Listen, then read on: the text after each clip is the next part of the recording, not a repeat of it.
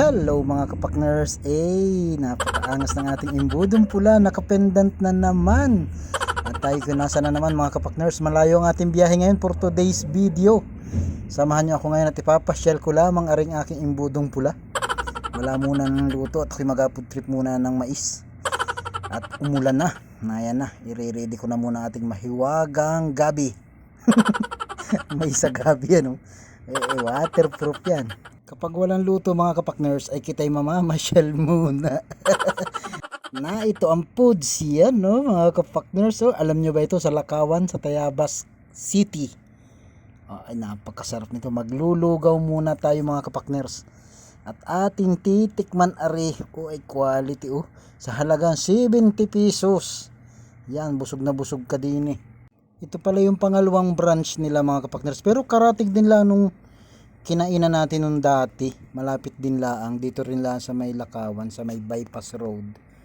Ay napakasarap. Ubusin natin ito. Matitikman huli natin ang masarap na lugaw dito sa Lakawan, Tayabas, Quezon. Kain tayo. Okay. Sarap. Masarap nito. Ang sarap nito mga partners.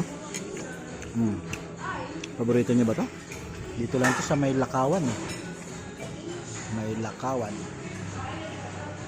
Tapos na tayong kumain mga kapakners. Tayo ay madiretso naman sa ating target punang pintahan. Sinesearch ko na siya dito. So na ito siya mga kapakners. Tayo narito sa Tayabas. Samahan nyo lang kami na magagala tayo. Daan tayo ng Lukban, Luciana. Parang ang layo na. Magmahay-hay na lang siguro. Kasi iikot pa tayo ng ganun ay ang pupuntahan natin ay Kalamba. Yun Kalamba.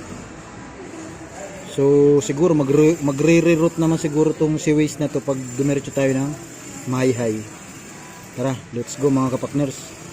At ang ating bibiyahihin ay 88 km, 2 oras pa. Basic na basic naman niya kay Clicky. Clicky lang malakas. Matibay no, sabi to nakapendant yung ating pampabuenas doon. Tara, let's G.